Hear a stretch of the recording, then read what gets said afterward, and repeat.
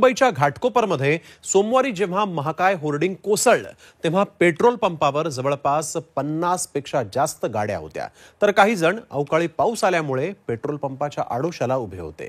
मात्र हाच आडोसा अनेकांच्या जीवावर बेतला. त्यातलाच एक होता घाटकोपरमधला तरुण भरत राठोड.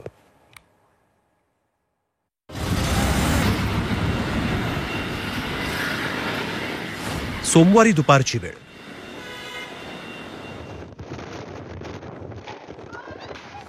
मुंबईत वादळी वाऱ्यासह जोरदार पाऊस झाला.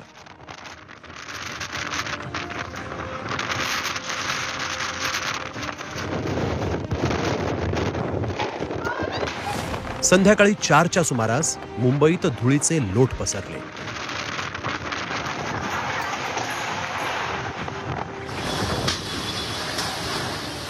मुंबईत ताशी 50 ते 60 किलोमीटर वेगानं वारे वाहत होते. आणि त्याच वेळी घाटकोपरमध्ये मोठी दुर्घटना घडली. वादळी वाऱ्यात 120 बाय 120 फुटांचं महाकाय होर्डिंग पत्त्यांसारखं कोसळलं.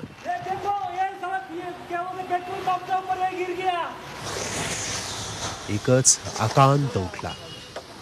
पेट्रोल भरण्यासाठी आलेल्या मुंबईकरांचे हकनाक बळी घेतले.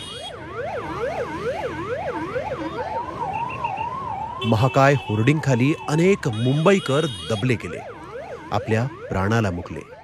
त्यातलाच एक होता घाटकोपर मधला 24 वर्षांचा भरत राठोड. 24 वर्षांचा भरत राठोड घाटकोपरच्या गोळीबार परिसरात राहत होता. सोमवारी तो पेट्रोल भरायला पेट्रोल पंपावर गेला, मात्र काळानं त्याच्यावर घाला घातला. आमचा मोठा मुलगा भरत एकटाच घरात कमवणारा होता आणि तो या चक्रीवादळाच्या अपघातामुळे त्याच्यावर जो बॅनर पडला आणि त्याचा अपघात झाला आहे. आता आमच्या घरामध्ये कोणीच कमवणारं नाही. 24 वर्षांचा भरत राठोड हा कुटुंबातला सर्वात मोठा मुलगा. संपूर्ण कुटुंबाची जबाबदारी त्याच्या एकट्याच्याच खांद्यावर होती. मेडिकलमध्ये डिलिव्हरी करण्याचं काम भरत राठोड करायचा. सोमवारीही तो डिलीवरीसाठीच बाहेर पडला, मात्र परत घरी आलाच नाही. कल वो 1 बजे तक घर के बाहर ही खड़ा था, मैंने देखा था उसको. फिर बाद में वो काम मतलब ये मेडिसिन का जो डिलीवरी करना होता है उसका मेडिसिन डिलीवरी का वो काम करता है. और वो कल वहाँ पे मेडिसिन डिलीवरी करने गया था रमाबाई के पास, उसके साथ दोस्तों को लेकर. सबसे बड़ा भाई था तो उसके ऊपर पूरी जिम्मेदारी थी. भरत हा आपल्या कुटुंबातला कमावणारा एकमेव आधार होता. त्याला लहान भाऊ आहे. वडिलांची तब्येत ठीक नसल्यानं त्यांना राजावडी रुग्णालयात दाखल करण्यात आलाय, तर कोरोना काळात भरतच्या आईचंही निधन झालंय. त्यांना वालाचा प्रॉब्लेम होता.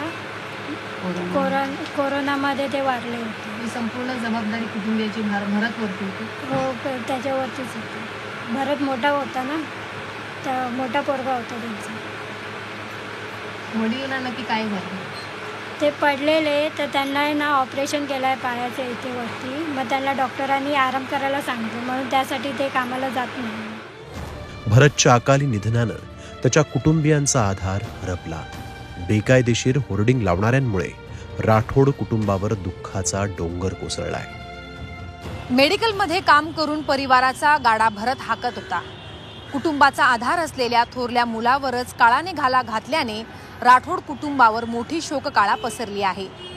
बेकायदेशीर होर्डिंग लावणाऱ्यांवरती कठोर कारवाई करण्यात यावी आणि कुटुंबियांना लवकरच आर्थिक मदत देण्यात यावी अशी मागणी भरत राठोडच्या कुटुंबियांनी केली आहे.